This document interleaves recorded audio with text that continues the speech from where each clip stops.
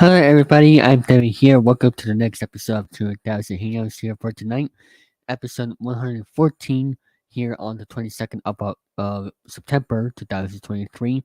It's the last day of summer as we're getting into the fall season, and the MLB playoffs and hockey season is just around the corner. Hope everybody is having a great Friday night here this evening. And today, before we get to the interview with Russell Baxter, um, which in that interview we'll be talking about his sports media experience and also the preview for the Patriots and Jets game that's coming up this Sunday. So here are the three topics we are going to be discussing. Wheel of Fortune's Vanna White has finally figured out her contract situation. Um, Also about the Bruins' new captain. And finally, the Red Sox game made from playoff um, from the playoffs this year. So here we go with this first topic, and that is about Vanna White. My thoughts on it are very simple. I'm very happy for Vanna White. With Real Fortune, sticking around to 2026, I think that is a big help for the Silk going in the future because nobody wants to see Vanna White leave. After if it was gonna happen, uh, like after Pat Sajak leaves and or maybe after Ryan Seacrest's first season. So I'm glad she's sticking around through 2026, 2026 season that is specifically, and very happy for Vanna White and Real Fortune. Let me know what your guys' thoughts about that in the live chat. Do you guys want to have a fresh start, or do you guys want to see Vanna White back, which she is now back to the 2025-2026 season. Um, so next we have some news as for um uh the Boston Bruins new captain, and that is Brad Marchand.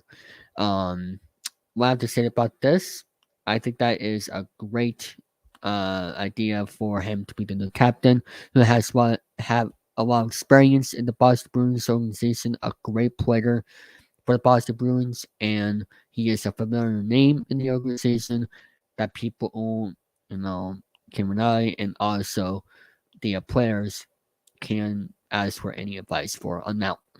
So very happy for him. As for the captain, great decision. And I mean, as for the upcoming Bruins season, who knows what's gonna happen because we had a historic season last year, 63 wins, I believe, for the regular season. As for the all-time record, and then of course we were leading 3-1 in the series in the first round, and then choked on that, unfortunately. So, hopefully the Bruins can have a better season to look at coming into the 2023-2024 season. Um, so I'm really looking forward to it, and let's see what happens with that. Finally, for our last topic before we get to the interview, and that is the Red Sox getting eliminated for the playoffs. Honestly, this was kind of uh, not a surprise. Going into the season, there were a lot of question marks. Can Chris Sale stay healthy? That was unfortunate. That may not be wasn't the case because he pitched it to only for the first half and got hurt in June, and can't remember exactly when he came back. It was somewhere in August.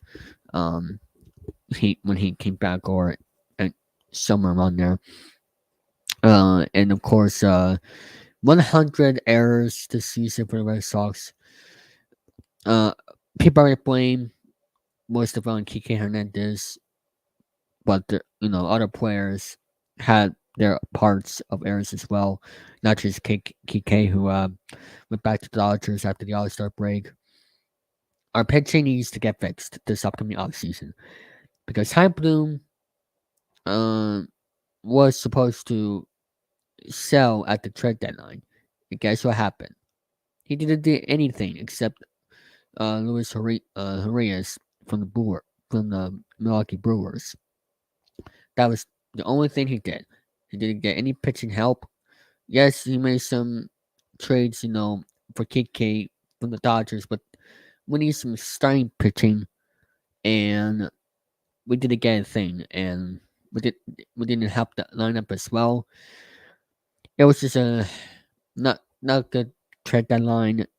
He called us underdogs, and look what happened.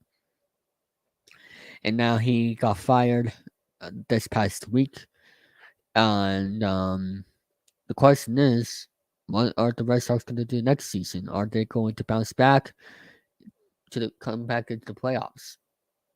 Because this is the second year in a row where the Red Sox have fallen short for going to the playoffs and back in last place as people expected them to be.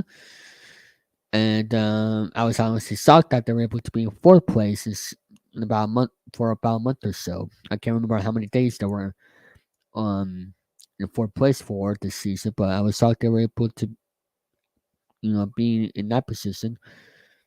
But that was only because Aaron Judge got hurt, and but I don't know, who the heck knows what's gonna happen. But I just really hope the Red Sox get back into their old school ways of actually spending money, of getting players, because like all-star players, actual pitching, because that's what we need, and also fix up our roster because we have no, you know, don't we have so many expired contracts, and that's what I don't like about this roster. And I think that's why, also one of the reasons, maybe that's why they fired Boone, but other reasons as well. The Red Sox are supposed to be going to the playoffs every year, but unfortunately, for the past two seasons in a row, and you know, and only 2021 was the last time they did that since 2018. After the 2018 playoffs and World Series, and I mean, will the Red Sox go back to their old school ways because they have all the money in the world, but they don't, spend that money. So who knows what's gonna happen? Let me know you guys' thoughts on that one. And now, without further ado, I'm gonna get back to watching my baseball games, and let's enjoy this interview with Russell Baxter, who used to work at ESPN and NFL. So, and also now currently a contributor for the Patriots Playbook podcast. Um, so let's take a listen. Hope you guys enjoy this half-hour interview. Hello, everybody. I'm David here, and today I'm here with Russell Baxter. Welcome to the show, Russell. Hello, David. How are you? Doing well. How's the weather over there in Connecticut, which I've been recording? Almost fall-like. It's been nice Yeah, today. We had a lot of heat last week, so I think we're back to normal. yeah. Same here over here in Massachusetts, and I live close to Connecticut, so I know what it looks like over there. Um, so in this interview, we'll be talking about his experience in sports media, and of course, later on in the program, we'll be talking about the preview for the Patriots and Jets game this Sunday. So, my first question is: tell everybody about yourself. Well, I've been doing what I'm doing on what I've been doing, either writing or television or little radio, podcasts, and so on. For 40 years, I started out doing a newsletter on my own in 1983. Got some writing experience. One thing led to another. Put together a resume. Got hired in New York in 1987 by a gentleman named Howie Schwab. 2 years later, he helped me get up to ESPN. I spent 22 years with ESPN, mainly as the research coordinator for the NFL, which encompassed doing the studio shows for the most part. Did 17 years at NFL primetime with Chris Berman and Tom Jackson. did the draft, went to Super Bowls, um, moved on after that. Spent 2015 with CBS doing Thursday Night Football. Done some freelance work for the NFL Network. I appear on Patriots Playbook with John Rook. Been doing that since Yep. 2001. Do a Thursday segment with him, which is always now it's a Wednesday segment, which is always a lot of fun. I started Pro Football Guru .com in 2011. I am not a guru. The name actually comes from my work with Mike Golick and Mike Greenberg on Mike and Mike in the Morning. Greeny used to introduce me as the guru of the NFL research department. It just kind of stuck, and that's the website. So I take no claims on being a guru. I just like what I do, and now I Awesome. write for Fanside at NFL Spin Zone, Full Press Coverage, Fin Fanatic, just about anything I can get my hands on. Very cool. What was it like working at ESPN? Like, was that like your main goal in life? And because you're a sports person, you follow the Patriots and all that good stuff. What was it like getting first started getting working at ESPN? Well, I never thought about television. I just enjoyed writing football. And Yeah. what they wound up doing is ESPN signed the NFL contract in 1987. They were looking for more people to help out. I was recommended by a couple different people, and I did behind scenes research for them. Doing studio shows, and there weren't as many studio shows as there are now. Yeah. NFL Prime Monday began in 1993. Now it's Monday Night Countdown. NFL Hmm. Live, I'm not sure the start date with that, but I did that during the off season. A lot of fun spending 4 months diving into the NFL draft and working on the live broadcast. Now that's a remote production opposed to studio production, but it's the one time I crossed over and helped that. All right. I want to say I did like 20 drafts for ESPN. And I had been to the draft as a writer anyway, so I kind of knew the Yeah. lay of the land and so on. So it was a lot of fun. Countless memories, lifelong friends, amazing experiences. Worked with some of the top people in my field. Also worked with some of the greatest players in NFL history, from Michael Irvin and Emmitt Smith to Sterling Sharp and Steve Young and Jim Kelly, and worked with coaches like Bill Parcells and Mike Ditka, and Awesome. did an expansion draft with Bill Walsh. Did an NFL draft with Jimmy Johnson. I could go on and on and on and on, but like I said, a lot of fun. I'm still in touch with a lot of those people. And ESPN has changed a lot since I left. I've been gone, Oh yeah. 12 years. So it's kind of a different thing now over there, and to each his own. I still have a lot of friends who have jobs there and so on. But I've always been a guy who likes what he does. And, I never thought I'd be working in television, much less making some TV appearances. I actually Yeah. was one of the original Nerd Bowl people on Good Morning Football. And me and Peter Schrager would have a lot of fun going at it. And now I know that's even a little different. Kay Adams isn't there anymore. Nate Burleson Hmm. isn't there. I know Schrager's still there. Kyle Brandt is still there. It's a different cast, and so it's time Yeah. marches on. And CBS Thursday Night Football was a great experience with James Brown and Bill Cowher, and probably the guy who's been in the news with football more than anybody in the last 3 weeks, Deion Sanders. Oh yes. Deion Sanders right now is um coaching the Colorado college team, and they're undefeated right now as we Mm-hmm. speak. Uh, can they go to the playoffs? What do you think about that? I am not a college football person. Oh, Okay, okay. the only I know are the Bills. Yep. So your guess is as good as mine. I like to watch college football, but I just don't have time Yeah. to delve into it, except Understood. when the draft rolls around. And I'm not a talent evaluator. I'm not a scout or anything like that. My role with the draft is breaking down trends and draft history. So, Oh but yeah. I couldn't tell. I mean, when I was in high school, I saw the Colorado Buffaloes play in the Orange Bowl in Miami. They played Okay. Ohio State and they lost.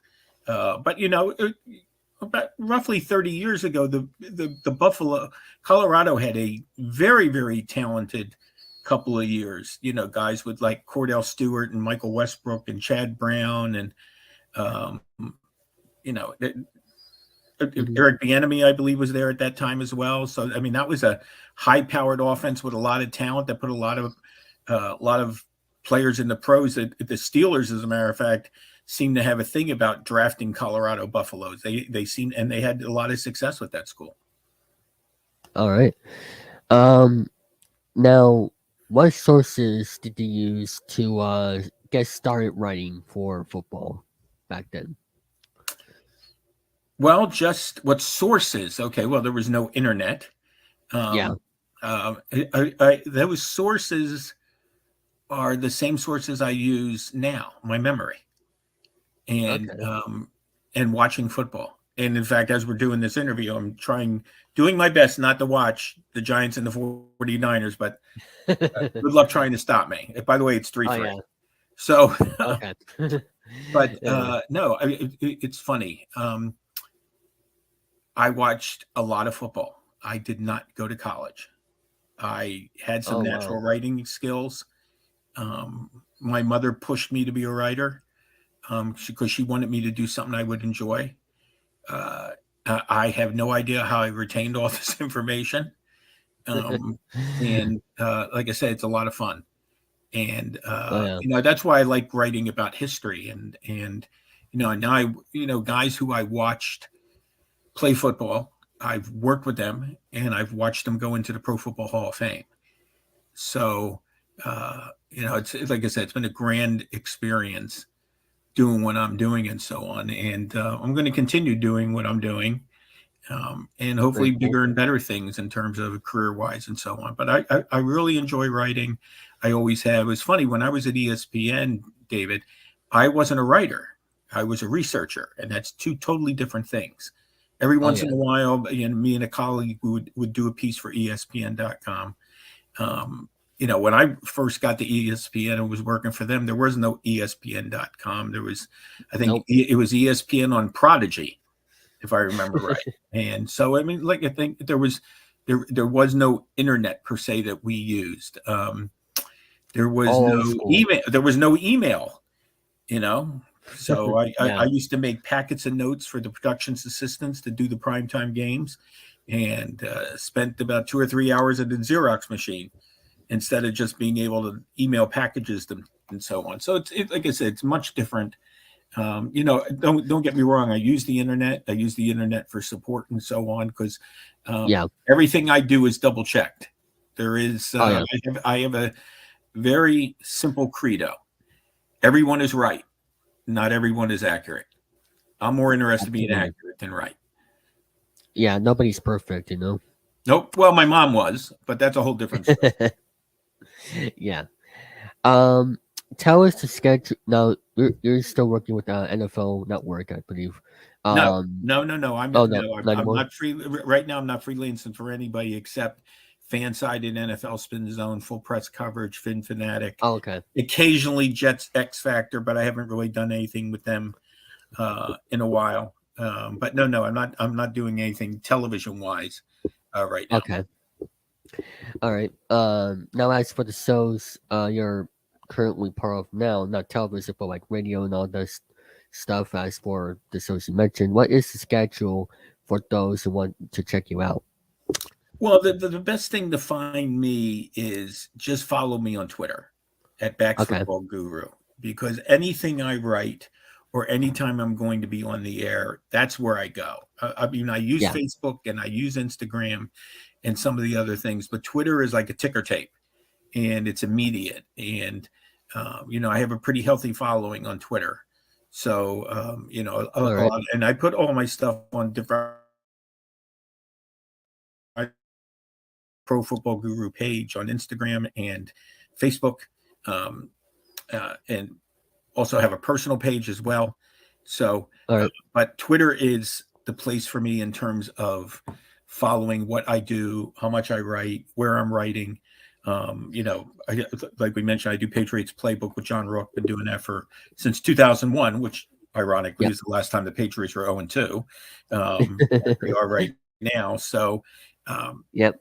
but if you follow me on Twitter, shameless plug, Bax Football Guru, you'll get everything. Let's put it this way: you'll get everything I do, whether you like it or not. Absolutely. Yeah. Is there a way for the fans to get involved, like Patriots fans for Patriots Playbook? They can call in, right? Yeah. John takes calls. I come on more to talk about the rest of the league. I mean, we talk about the Patriots. Don't get me wrong, the Yeah. Patriots game. But John relies on me to talk more about the league and usually about the other three divisional opponents. Okay, so in other words, Oh yeah. yesterday we talked about Bills, Commanders, and Dolphins, Broncos, and obviously the Jets and the Patriots are playing each other, and then any other Yeah. trends that are going on. So, because my forte at ESPN was the entire NFL. I don't play Oh yeah. favorites. I don't have a team. I don't root. I'm not big on people in our profession using the word "we" and "my" Hmm. because that's bias. And Yeah. I understand if you're a beat writer and you can get very attached, but when I hear national people using the words "we," I can either think that they don't understand how objectivity is important, or they're French and they just say the word "we" a lot. Uh-huh. Yeah. You don't want to be biased, No, I Just mean, because if you're biased and you have an agenda, how are we supposed to really get buy to into know what you're saying? Are exactly. you saying it for what reason? Are you saying it because they're playing your team this week? I mean, I don't want to get on a soapbox about this right now and so on, but Oh yeah. I think that's one of the issues with sports media right now. There's too much rooting. There used to be Yeah. an adage called "There's no cheering in the press box." Well, a lot of people aren't in There the press is. box, but they do a lot of cheering online. And when you have an agenda, David, it skews your reporting. Oh And yeah. so how do you trust somebody in that Exactly. regard? So I take that stuff with a grain of salt, and I understand.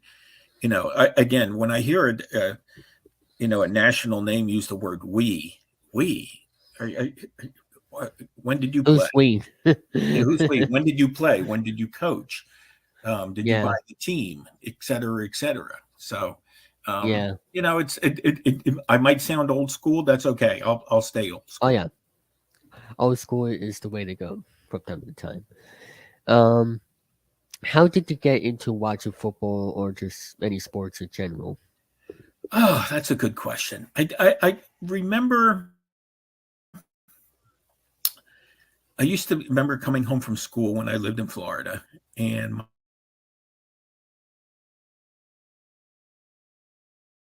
my mother would act, Oh, and that's okay.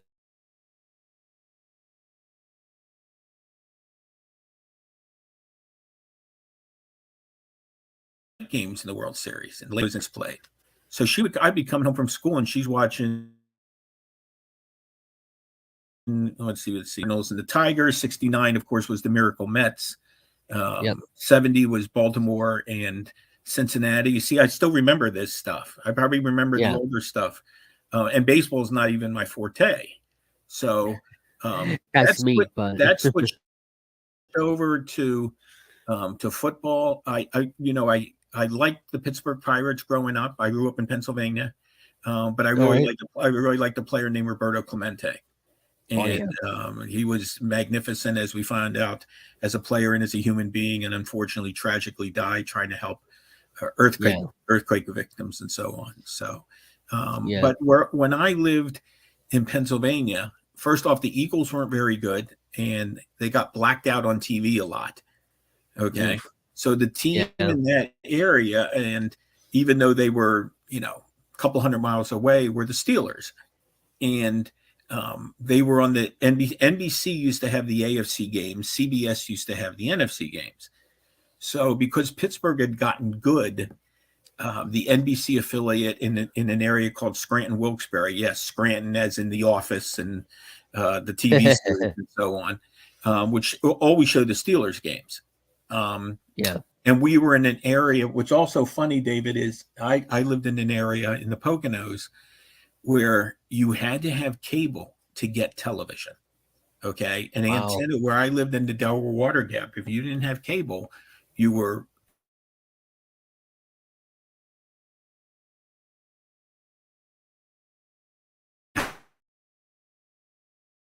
out of luck. So, funniest enough, a gentleman named Warren Morgan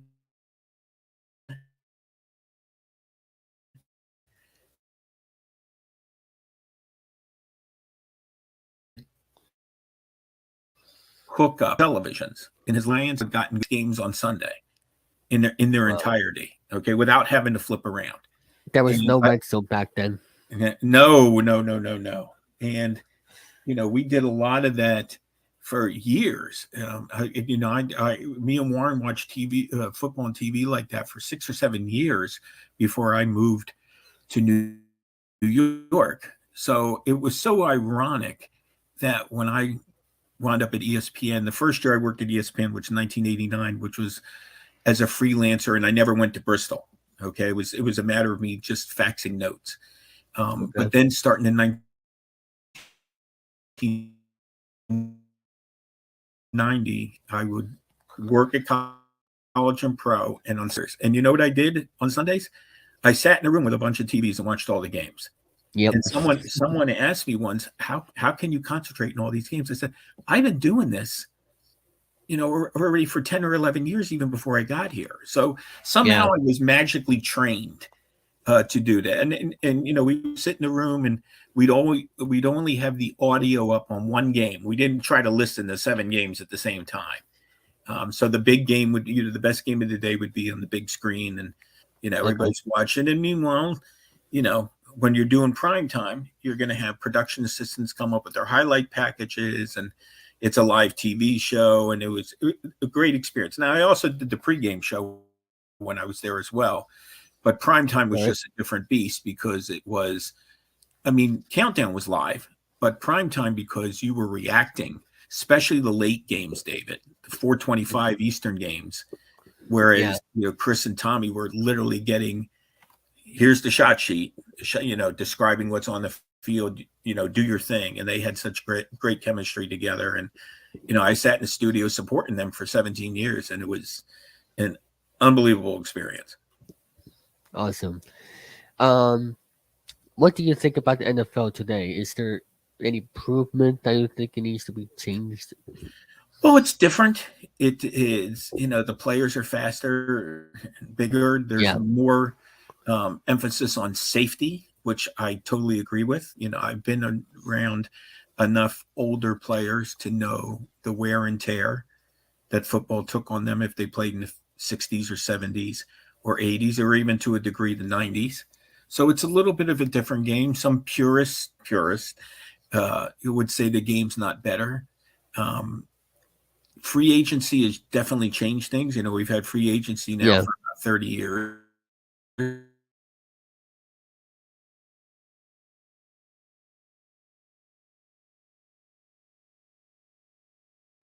But I think it's been hard early in the season because teams don't practice the way they used to in terms of getting ready for a season, especially offensive line, limited contact, et cetera, et cetera. The season's longer.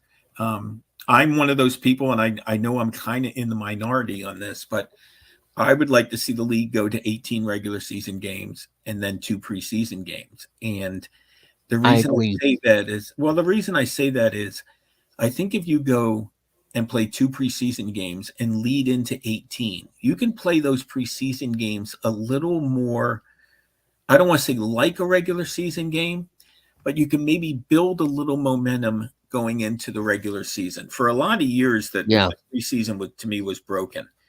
And we see some bad football early in the year. And for people who don't know, the Canadian Football League's been playing 18 games for years. When the original USFL was around, they played 18 games. In fact, one year, Reggie White, the Pro Football Hall of Famer, Reggie Mm-hmm. White played a season with the Memphis Showboats in the spring from the USFL. And then a couple months later, played a season with the Philadelphia Eagles. He played more than Wow. 30 football games that year. And,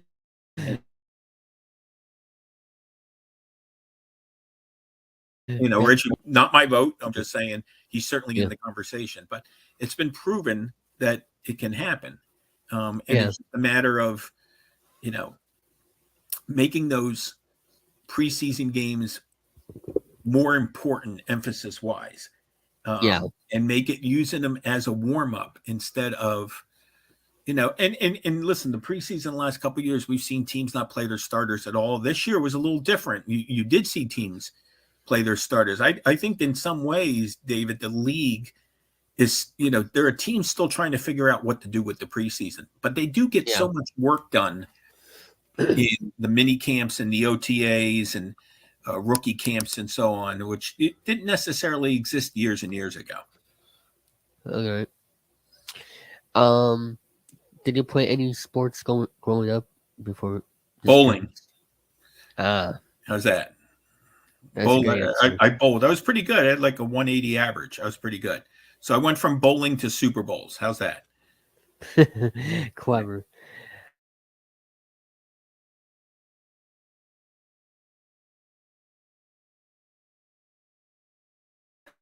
Um, this is the teams ever since Aaron Rodgers, uh, killed his Achilles, back on opening night, on Monday Night Football. What do you think about this game for the Patriots and Jets?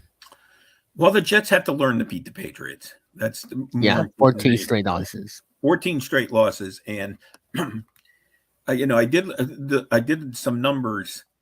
If you include the playoff loss to Buffalo in 2021, okay, Mm-hmm. uh, the Patriots are, including this year, 25 and 28, including the playoffs since 2020. Okay. And Yeah, now consider this: they're 6-0 against the Jets, and they're 19 and 28 against the rest of the league. That's almost 10 games under 500.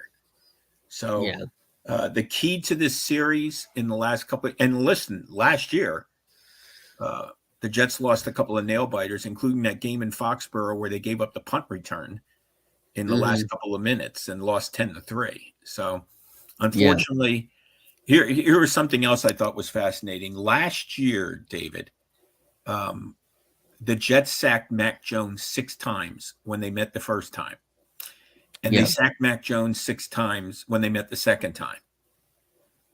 But he never gave up the ball. He never lost a fumble. He did throw one interception in the first game, and that's been a big key. New England has not turned over the ball when they played the Jets.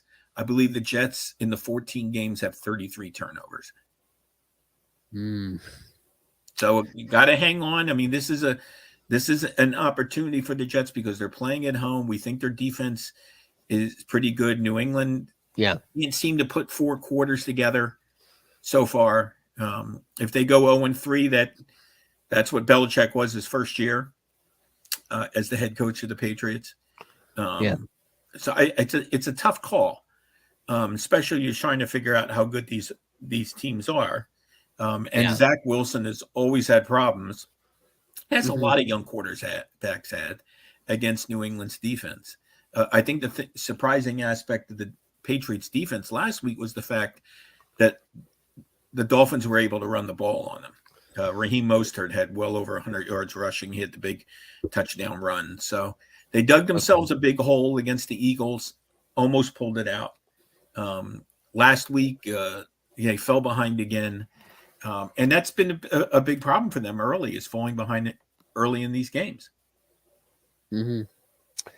I mean, let's see what happens this game coming up on Sunday. I mean, it's either way. We just as for both teams, they gotta stay competitive and to see who will be the winner. And I mean, for me, um, I don't know. It's a tricky spot for both teams, especially with Aaron Rodgers going down Yep.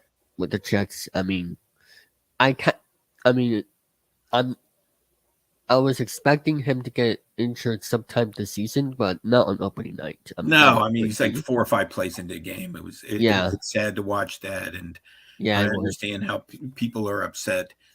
Jets fans. I mean, that happened with Vinny Testaverde back in Yeah, 1999. He got injured. They were coming off a year where they went to the AFC title game, lost to the Broncos in the AFC. That's when Bill Parcells was still the head coach.